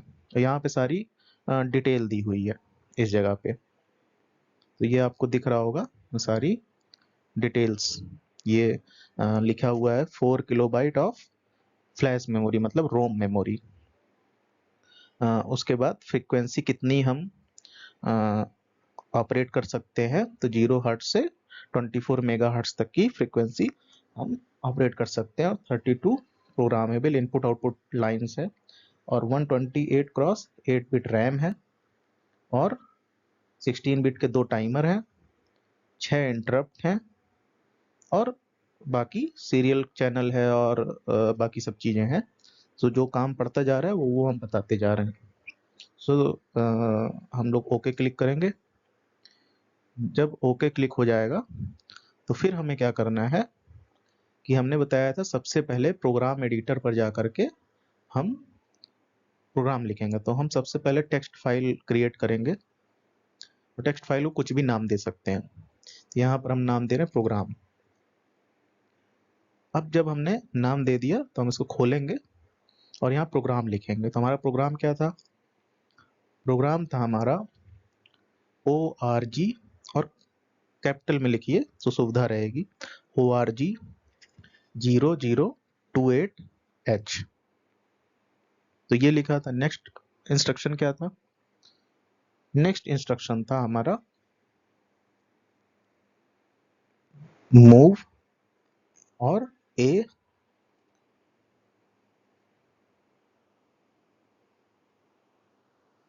और A में हम 55H डेटा को डाल रहे थे। नेक्स्ट इंस्ट्रक्शन क्या था? मूव, जो A का डेटा है उसको हमको क्या करना था? R2 में डालना था। तो मूव क्या लिखेंगे? R2 R2 और A। तो जो A का डेटा है वो कहाँ जाएगा? R2 में। तीसरी लाइन क्या थी हमारी? तीसरी लाइन प्रोग्राम की थी, हम जो R2 का डेटा था उसको हम कहाँ डाल रहे थे? R2 के डेटा को हम कॉपी कर रहे थे पोर्ट 1 में। तो हम क्या लिखेंगे? Move port 1। तो पोर्ट के लिए आप दो तरीका यूज कर सकते हैं। आप या तो P1 लिखिए, लेकिन ये सिमुलेटर P1 को पहचान नहीं पाता है, तो यहाँ पे हमको पोर्ट का कोड लिखना पड़ता है। तो पोर्ट का जो लोकेशन था, एड्रेस था, वो था 90H। स्पेशल फंक्शन रजिस्टर वाले में मैंने बताया था। सो पोर्ट P1 की जगह पर हम यहाँ पर लिख रहे हैं 90H। तो वो 90H लिखने का मतलब है उसका हेक्स कोड हम लिख रहे हैं, तो मतलब P1 ही है। और हम प्रोग्राम को एंड कर देंगे। तो हमारा ये प्रोग्राम है। अब ये प्रोग्राम डॉट टेक्स्ट हमारी फाइल स्टोर हुई है। एक्स्ट्रा फाइल जितनी है इनको हम डिलीट कर देते हैं ताकि क्लैरिटी रहे। और एक फोल्डर बनाते हैं, एक हम फोल्डर बना लेते हैं। फोल्डर का हम कुछ भी नाम रख सकते हैं। तो मैंने फोल्डर का नाम भी प्रोग्राम लिख रखा है। आप ABCD कुछ भी लिख सकते हो, किसी भी नाम से आप फाइल भी बना सकते हैं। इस फोल्डर में हम जो हमारी टेक्स्ट फाइल है इसको हम कॉपी कर लेते हैं। सारी चीज़ें एक ही जगह एक ही फोल्डर में रहेंगी, तो जो भी हेक्स फाइल, ऑब्जेक्ट फाइल, जो भी लिस्ट फाइल जनरेट होगी वो सब इसी फोल्डर के अंदर रहेगी। अब हम क्या करेंगे कि अपना टॉप व्यू सिमुलेटर को खोलेंगे, फाइल पर जाएंगे, टेक्स्ट फाइल को लोड करेंगे।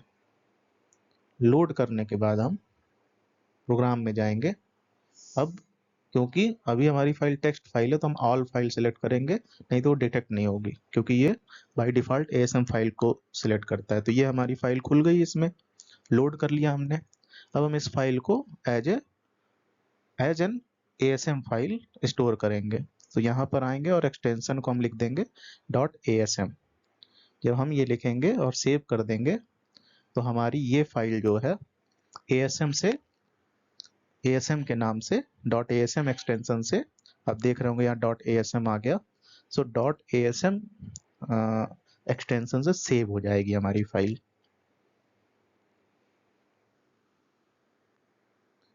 तो बेसिकली ये हो गया हमारा। उसके बाद यहाँ पर आप देख रहे हो ये लिखा है रन असेंबलर। आपको शायद दिख ना रहा हो, छोटा छोटा है, बट वहाँ पे वो रन असेंबलर का, तो उस पर आपको क्लिक कर देना है। तो यहाँ पर ये लिस्ट फाइल जनरेट करेगा और दिखा देगा कि आपका प्रोग्राम सही लिखा हुआ है कि नहीं लिखा हुआ है। अगर सही नहीं लिखा है तो यहाँ एरर दिखाएगा, सही लिखा हुआ है तो 0 एरर्स दिखाएगा। अब यहाँ पे हमारी फाइल सक्सेसफुली अपलोड हो गई। और ये क्या है? प्रोग्राम डॉट लिस्ट फाइल है। लिस्ट फाइल क्या है? वो बेसिकली 0 फाइल्स और ये सब दिखाता है कि एरर है कि नहीं है। और यहाँ पर अगर आप देखें इस जगह पर, तो यहाँ पर आपको इन सब कोड जो हमने प्रोग्राम लिखा था निमोनिक्स के फॉर्म में, उसका यहाँ पर कोड दिया हुआ है। अब कोड दिया हुआ है उन प्रोग्राम्स का, ये यहाँ पर। जैसे ORG जो था, ORG का हमारा क्या है? 0028, तो 0028 पर क्या पढ़ा जाएगा, 0028 पे 7455, 002A पे FA और 002B पे 8A90, ये मैं पहले समझा चुका हूँ। तो आप यहाँ पर सॉफ्टवेयर पर भी देख सकते हैं कि वही चीज लिखी हुई दे रहा है। तो इसका जो कोड है वो हमने बताया था वहाँ पे 7455 बताया था। फिर नेक्स्ट इंस्ट्रक्शन का कोड हमने क्या बताया था, अगर आपको याद हो तो FA बताया था। सिमिलरली ये सारे कोड्स यहाँ पर होंगे। तो अभी हमको सिर्फ लिस्ट फाइल चाहिए। लिस्ट फाइल से फायदा ये होगा कि हमको ये पता चल जाएगा कि एरर है कि नहीं।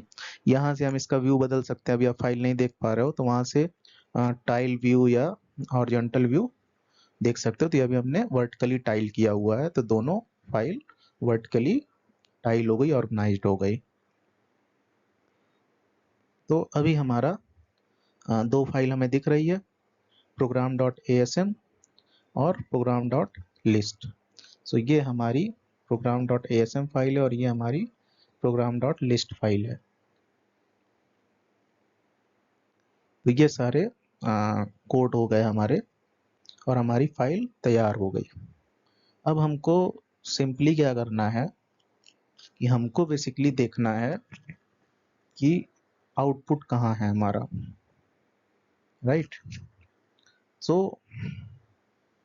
आउटपुट देखना है और यहाँ पर हमको देखना है कि बाइनरी में हमारा 55H को हम कैसे लिखेंगे, 0101 और 0101। सो जो पहली ये 4 बिट है ये है 5 और अगली 4 बिट है 5। सो बेसिकली ये हमारा 55H को अगर हम बाइनरी में कन्वर्ट करें तो, और ये 55H हमारा कहाँ पर दिखेगा, ये 55H हमारा पोर्ट 1 पर जाएगा। क्योंकि हम यहाँ पर बाकी सारी चीजें जो R2 है, A है, ये तो माइक्रो कंट्रोलर के अंदर है। तो माइक्रो कंट्रोलर के अंदर की चीज है, उसको अगर हमें आउटपुट पर देखना है तो हमको वो वैल्यू पोर्ट पर ट्रांसपोर्ट करनी पड़ेगी। पोर्ट पर ट्रांसपोर्ट करेंगे तब हम उस पे पोर्ट के पिंस पर बाहर हम LED वगैरह जोड़ करके आउटपुट को देख सकते हैं। क्योंकि जो अंदर की चीज है उसको हम एक्सेस तो कर सकते हैं, लेकिन उसको हम आउटपुट पर कैसे देखेंगे। आउटपुट पर देखने के लिए हमको वो वैल्यू पोर्ट पर लानी पड़ेगी। तो हमारा सपोज कि R2 में जो डेटा है या A में जो डेटा है उसको हम क्या करेंगे, सिंपली पोर्ट पर ट्रांसफर करेंगे। अब पोर्ट के पिंस पर क्या करेंगे, LED जोड़ देंगे। तो अगर हमको LED जोड़ना है तो फाइल पर जा करके एक्सटर्नल मॉड्यूल पे जाएंगे और यहाँ हमको वर्चुअली हम LED को कनेक्ट कर सकते हैं। तो यहाँ पर आप LED का कलर चूज कर सकते हैं, रेड और ग्रीन। फिर यहाँ पर है, क्योंकि हम पोर्ट 1 पे ट्रांसफर कर रहे हैं, सो पोर्ट 1 पे अगर हम ट्रांसफर कर रहे हैं तो पोर्ट 1 पे हमारा टिक कर देंगे यहाँ पर। तो ये हमारी लाइन जो है पोर्ट 1 पे कनेक्ट हो जाएगी इस तरीके से। तो इन जहाँ जहाँ हम क्लिक कर रहे हैं यहाँ यहाँ पे LED हमारी कनेक्ट हो जा रही है। सो पोर्ट 1.0 पे LED कनेक्ट हो गई, पोर्ट 1.1 पे कनेक्ट हो गई, पोर्ट 1.2 पे कनेक्ट हो गई। जो जो टिक है मतलब वो ऊपर जो 01 लिखा हुआ है उस तरीके से कनेक्ट हो गई। और जब कनेक्ट हो गई तो हमारा इसका मतलब ये हुआ कि हमने वर्चुअली पोर्ट 1 के सारे पिन से एक एक LED कनेक्ट कर दी है। अब हम जाएंगे रन पे। फाइनली हमको अब रन कराना है प्रोग्राम को। तो रन कराने से पहले CPU को रीसेट कर दीजिएगा ताकि जो पहले का डेटा हो वो चीजें वो हों। और प्रोग्राम मेमोरी को अगर जैसे मान लीजिए पहले कोई प्रोग्राम लिखा हो तो आप ये प्रोग्राम लोड करने से पहले प्रोग्राम मेमोरी क्लियर कर सकते हैं। तो यहाँ आपको क्लियर नहीं करना है, अभी आपको रन करना है और गो पे क्लिक करना है। अब जब आपने गो पे क्लिक कर दिया, आपको आउटपुट देखना है क्या है, पोर्ट 1 ही आप देख सकते हो। तो यहाँ पर जाएंगे और एक्सटर्नल मॉड्यूल पे जाके व्यू में जाके एक्सटर्नल मॉड्यूल पे जाके, तो ये देखिए यहाँ पर आपको ये हम वर्टिकली टाइल कर देते हैं तो अच्छे से देख सकते हैं। तो यहाँ पर अगर आप देखेंगे तो P1.0, P1.1, P1.2, P1.3, P1.4, P1.5, P1.6 P1.7 दिख रहा है। तो जिस पिन पर 0 आया है वहां पे आपको एलईडी सफेद दिख रही है, मतलब वो ग्लो नहीं की है। जहां पर जिस पिन पर 1 आया है वो एलईडी ग्लो कर रही है। तो अगर आप देखेंगे तो ये क्या दिखेगा आपको, 0101 0101, क्योंकि पहली एलईडी ऑफ है तो 0 हुआ वहां पर। दूसरी एलईडी ग्लो कर रही है P1.1 पे, तो वो क्या हुआ 1। जो ग्लो कर रही है वो 1 है, जो ग्लो नहीं कर रही है वो 0 है। तो हम यहाँ इजिली देख सकते हैं क्या हो रहा है। तो ये हमारा बेसिकली P1.0 P1.1 P1.2 ये हो गया हमारा। ये फाइनली हमने एक प्रोग्राम क्या किया, रन किया, उसको .asm में सेव किया, उसने लिस्ट फाइल जनरेट की, फिर हमने उस प्रोग्राम को रन कराया और आउटपुट देखने के लिए हमने उसको एलईडी से कनेक्ट कर दिया। जब हमने एलईडी से कनेक्ट किया तो हमें 0101 दिखने लगा। तो बेसिकली इस तरीके से हम इजिली ये एक पूरा प्रोसीजर है कि हमारा जो प्रोग्राम है 0028 लोकेशन से स्टार्ट हुआ, तो प्रोग्राम कहाँ पर जो है हमारा लिखा हुआ है हमको वो भी देखना है। तो हम प्रोग्राम विंडो पर जाएंगे। तो हमने जैसे बताया था कि 0028 एड्रेस पे क्या चला जाएगा, 7411। अगर आप यहाँ से कंपेयर करें, ये देखिए 0028 पे क्या गया था, 7455, राइट। तो अगर आप यहाँ पर देखेंगे तो 0028 पर 7455 कोड आ गया, देखिए यहाँ पर, ठीक। फिर 0028 पर जब आ गया, फिर आप 002A पे क्या आना चाहिए था, FA। तो 002A को देखिए आप, 7455 ये है, और 0028 पर 7455 आ गया। 002A पे क्या आ जाएगा, 002A पर आपका अगर आप देखेंगे 7455 लिखने के बाद, ठीक, 7455 लिखने के बाद 2A पर क्या स्टोर होना था, FA। तो आप आगे देखेंगे तो FA जो है वो स्टोर्ड है, ठीक। फिर नेक्स्ट लोकेशन पर क्या आना था, 8A90। तो 2B पर क्या आया, 8A90। और नेक्स्ट लोकेशन आप देखिए तो 2, क्योंकि 2C तक प्रोग्राम भरा हुआ है तो ये 2D दिखा रहा है, इसीलिए यहाँ पर, क्योंकि 2C तक कैप्चर है प्रोग्राम, तो नेक्स्ट लोकेशन दिखा रहा है, क्योंकि 90 क्या होगा 2C पे स्टोर हो जाएगा। सो 90 2C पे स्टोर रहेगा, तो यहाँ पर क्या हो जाएगा, 002D नेक्स्ट लोकेशन होगा, तो वो दिखा रहा है यहाँ पर। ये हमारा बाकी जो FF आपको दिख रहा है प्रोग्राम में, ये सारी चीजें आपकी रेंडमली फिल्ड है, मतलब ऑलरेडी सब जगह 1111 दिया हुआ है।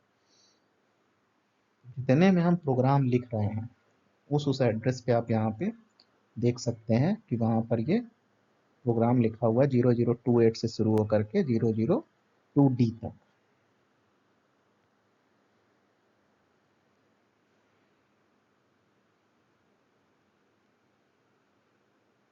इसको भी हम हॉरिजॉन्टली टाइल कर सकते हैं या वर्टिकली टाइल कर सकते हैं। हमने यहाँ पर वर्टिकली टाइल कर दिया है। अब हमको 4 विंडोज दिख रही हैं, राइट। तो हमारा एक विंडो पे हम एरर देख सकते हैं कि program.asm है, एक विंडो पर आपको आउटपुट दिख रहा होगा, और एक विंडो पर आपको प्रोग्राम लिखा हुआ दिख रहा है। तो अभी हम क्या कर सकते हैं, हमको रजिस्टर्स की वैल्यू देखनी है, क्योंकि हमारा क्या है, एक्यूमुलेटर में क्या डेटा है, R2 में क्या डेटा है, पोर्ट पे क्या डेटा है, ये सब हमको देखना है। तो ये सब देखने के लिए हमको स्पेशल फंक्शन रजिस्टर, तो रजिस्टर विंडो देखेंगे। रजिस्टर विंडो आप देखिए, तो फिर इसको भी हम टाइल कर लेते हैं तो हमको इजीली दिखेगा। अब आप रजिस्टर विंडो पे देखिए, रजिस्टर विंडो में एक्यूमुलेटर में क्या दिख रहा है आपको, 55H, क्योंकि एक्यूमुलेटर में हमने क्या स्टोर किया था, 55H। तो क्या हो गया, एक्यूमुलेटर पे 55H स्टोर है। यहाँ से आप क्लियरली देख सकते हैं कि 55 स्टोर है। फिर क्या है, R2 पे क्या था, एक्यूमुलेटर का जो डेटा था वो R2 पे स्टोर हुआ था, तो हम R2 देखेंगे। तो R2 क्या है, बाय डिफॉल्ट रजिस्टर बैंक 0 में है, सो ये R2 इक्वल टू 55। ये आपको यहाँ पर अभी 55 दिख रहा होगा, लेकिन ये पहले जो प्रोग्राम रन हुआ था वो प्रोग्राम का डेटा यहाँ पर लिखा हुआ है, क्योंकि हमने प्रोग्राम मेमोरी क्लियर नहीं की थी। ये इस इंस्ट्रक्शन से रिलेटेड डेटा नहीं है। उसके बाद हमको क्या देखना है, 90 मतलब पोर्ट का एड्रेस है। पोर्ट 1 पे आप जाएंगे तो क्या मिलना चाहिए, 55 मिलना चाहिए। तो पोर्ट 1 पर देखिए यहाँ क्या मिल रहा है आपको, 55 मिल रहा है। So I think now it is clear. ये आपका जो डेटा है वो भी आप देख सकते हो। रोम में जहाँ प्रोग्राम राइट किया गया, रोम के लोकेशंस देख सकते हो, आप आउटपुट देख सकते हो, और रजिस्टर्स की वैल्यू देख सकते हो। सो आप स्क्रॉल करके जो भी जहाँ तक आप लोकेशन देखना चाहते हो वहाँ तक आप लोकेशन देख सकते हो। सो ये बेसिकली आप जितना स्क्रॉल करते जाओगे उतने रोम के लोकेशन पर डेटा देखते जाओगे। सो ये हम इस तरीके से स्क्रॉल करके रोम मेमोरी को पढ़ सकते हैं, और स्पेशल फंक्शन रजिस्टर्स की वैल्यू आप प्रोग्राम व्यू पर जा करके रजिस्टर कंटेंट देखने के लिए आप उस पर क्लिक कर सकते हैं। जब आप क्लिक करेंगे तो ये आपका यहाँ पर इस तरीके की विंडो आपको दिखेगी। अभी आपके पास क्या है कि इसमें आप क्या क्या चीजें और जोड़ सकते हो, राइट। अभी तो आप केवल एलईडी जोड़ के आप देख रहे हो। इस सिमुलेटर में और भी सुविधाएं हैं जिनको आप देख सकते हो। सो बेसिकली जो है कैसे आप देखोगे वो हम लोग देख सकते हैं। और एक चीज और है इसमें कि इस सिमुलेटर आपको बहुत से मिल सकते हैं, राइट। तो अलग अलग सिमुलेटर पे आप कुछ भी काम कर सकते हो। जरूरी नहीं है कि आप यही सिमुलेटर यूज करें। आप इंटरनेट पे जाएंगे आपको ढेरों सिग्नेचर वो मिलेंगे, सिमुलेटर मिलेंगे। और आप इस सिमुलेटर में ये भी सुविधा है कि आप स्टेप बाय स्टेप कि मेरा पहले इस लोकेशन पे क्या एग्जीक्यूट हुआ, फिर अगले पे क्या एग्जीक्यूट हुआ, वो भी आप देख सकते हो। आप स्टॉप करना चाहो प्रोग्राम, आप स्टॉप कर सकते हो। और ये जो आपको लिखा था प्रोग्राम मेमोरी एक्सीडेड, ये एरर आपको ये PC exceeds maximum program memory ये आपको दिखेगा। तो इसको करने के लिए आप जब भी प्रोग्राम रन करें प्रोग्राम मेमोरी को क्लियर कर दें। जब आप क्लियर करोगे और सीपीयू को रीसेट कर दोगे तो आपका डेटा वापस से रीसेट हो जाएगा। मतलब आप कोई प्रोग्राम इसमें लोडेड नहीं है, पूरा पूरा जो आपका माइक्रो कंट्रोलर है वो रीसेट हो गया। अब आपको दोबारा से प्रोग्राम लोड करना पड़ेगा, दोबारा से वो सारी प्रक्रिया करनी पड़ेगी। तो जब आप सीपीयू को रीसेट कर देंगे, प्रोग्राम मेमोरी को क्लियर कर देंगे, तो आपको सारी प्रक्रिया फिर से करनी पड़ेगी। अब आप अगर इसको असेंबलर चलाओगे तो आ, गलती बताएगा, क्योंकि आपने दोबारा से सब लोड नहीं किया है। तो बेसिकली आपको लोड करना है सारी चीज़ें फिर से जब आप रीसेट कर देंगे। तो कभी भी ध्यान रखिए कि कभी भी जब आप प्रोग्राम लिखेंगे तो प्रोग्राम लिखने के बाद आप जो है कभी भी प्रोग्राम मेमोरी को क्लियर नहीं करेंगे, अदरवाइज आपने जो प्रोग्राम लिखा वो क्लियर हो जाएगा, राइट। सो ये आपका वो है। तो अभी क्या करना है कि हम सारी विंडोज़ को क्लोज करके हमको फिर से प्रोग्राम लोड करना पड़ेगा। आप प्रोग्राम को और एक तरीके से लिख सकते हो। और इस सिमुलेटर में आपने जैसे अभी तक एलईडी जोड़ी थी, आप एलसीडी भी जोड़ सकते हो। यहाँ पे आप सिलेक्ट कर सकते हो कि क्या उसका एक्सटेंशन है। और यहाँ पे आप 7 सेगमेंट भी जोड़ सकते हैं। जैसे ये है, आप यहाँ टिक क्लिक कर देंगे तो ये आपका 7 सेगमेंट आ गया खुल करके। और इसके अलावा आप कीबोर्ड भी इसमें कर सकते हो। तो अभी हम दिखाएंगे कैसे कर सकते हैं। तो ये आपने अभी 7 सेगमेंट जब किया तो इस तरीके से 7 सेगमेंट भी जुड़ जाएगा। हाँ, अब यहाँ पर देखेंगे आप तो ये एलसीडी इस तरीके से देख सकते हैं आप प्रोग्राम करने के बाद। और कीबोर्ड ये इस तरीके से आप कीबोर्ड से इनपुट दे सकते हैं, राइट। और इसके अलावा एक्सटर्नल मॉड्यूल में फिर यहाँ पर आप और भी चीज़ें जो आपको ज़रूरत पड़ती जाए, आरटीसी दिया हुआ है, ईईपी रोम दिया हुआ है, lot of things are there. But हमको मेनली एलसीडी एलईडी और इन्हीं सब की ज़्यादातर ज़रूरत पड़ेगी अगर आप बहुत टिपिकली कस्टमाइज्ड प्रोग्राम नहीं बना रहे हो तो। लेकिन ये सारी चीज़ें आपको यहाँ पे आनी चाहिए।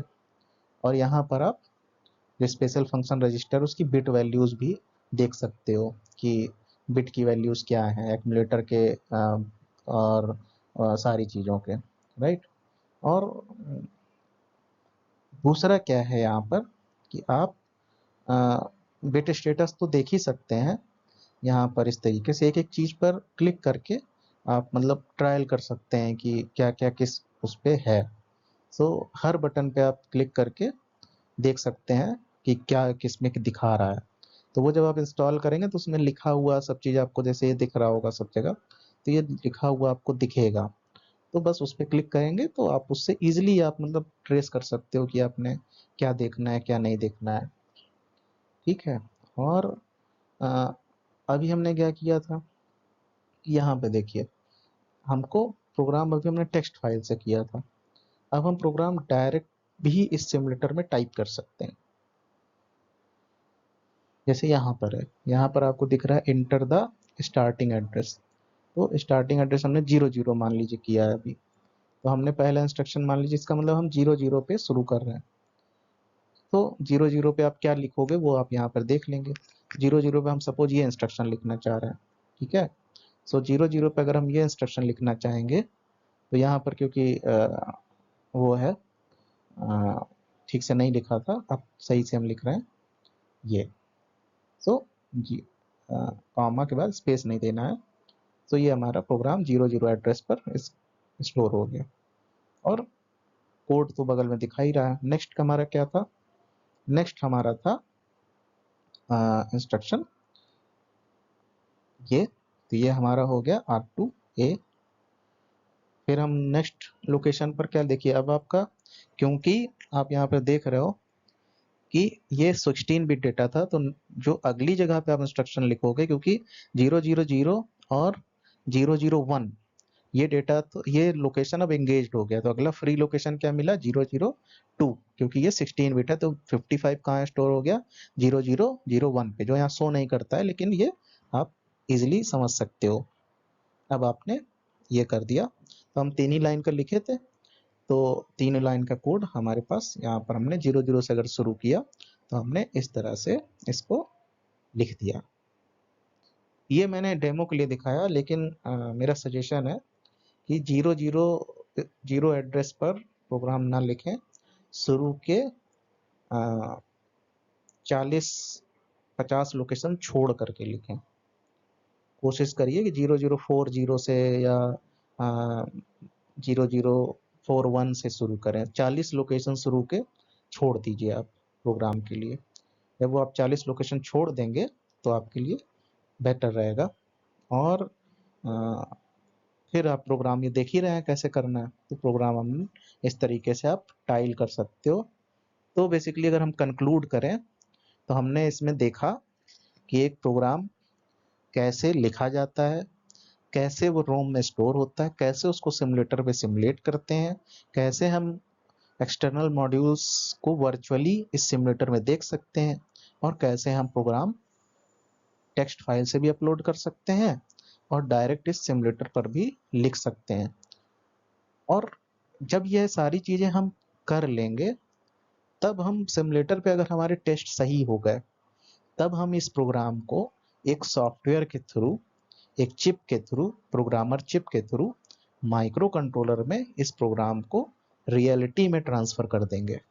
सिमुलेटर क्या है, सिमुलेटर एक सॉफ्टवेयर वर्जन है उस हार्डवेयर का। आप बार बार उस चिप में जो है जाके प्रोग्राम बर्न करें, फिर हार्डवेयर लगा के टेस्ट करें, सो वो अनकंफर्टेबल होगा और पॉसिबल भी नहीं हो पाएगा अगर बड़ा चीज़ है, बड़ा प्रोग्राम है तो पहले हम सिमुलेटर पे प्रोग्राम को टेस्ट कर लेंगे कायदे से और वर्चुअली एलईडी लगा के देख लेंगे। जब हमें यहाँ से सेटिस्फेक्शन मिल जाएगा कि now our program is correct, तब हम इस प्रोग्राम को उठा करके हमारे सॉफ्टवेयर में बर्न करा देंगे। हमारे सॉफ्टवेयर के थ्रू चिप में, जो हमारी माइक्रो कंट्रोलर चिप है, उसमें हम इसको बर्न करा देंगे। So I hope that this lecture is useful, especially for those who want to use the simulator and real in real जो है वो माइक्रो कंट्रोलर चिप से कोई प्रोजेक्ट बनाना चाहें तो। सो यहाँ पर आप प्रोग्राम लिख करके आप माइक्रो कंट्रोलर में बर्न करा दोगे और फिर माइक्रो कंट्रोलर को हार्डवेयर में देख करके आप उसको सर्किट को इम्प्लीमेंट करके कोई भी माइक्रो कंट्रोलर का यूज करके आप कुछ भी सर्किट डिजाइन कर सकते हो, कोई भी सर्किट डिजाइन कर सकते हो। अगर पॉसिबल होगा तो मैं इस लेक्चर सीरीज में आपको कैसे बर्न करते हैं और कैसे आउटपुट निकलता है वो चीजें भी दिखाऊंगा। फिलहाल आप सिमुलेटर सीख लीजिए, आपके लिए चीजें आसान हो जाएंगी। Okay, so thank you and I hope that you will share, subscribe and like this video. If you will share it, so it will reach to more students who can get benefit from these lectures और उनको जिनके पास संसाधन नहीं है, जो इधर उधर कोई कोचिंग्स में भटकता है, कोई इधर भटकता है, सो वो यहाँ से सीख सकता है एक मोबाइल पर बैठे बैठे। यही इस लेक्चर स्टैंड प्लेटफॉर्म का उद्देश्य है कि आपको कहीं पर भी बहुत परेशान ना होना पड़े, आप इजीली यहाँ से कॉन्सेप्ट समझ के देख सकें। So I hope that you will support us and subscribe it and share it. Okay, thank you.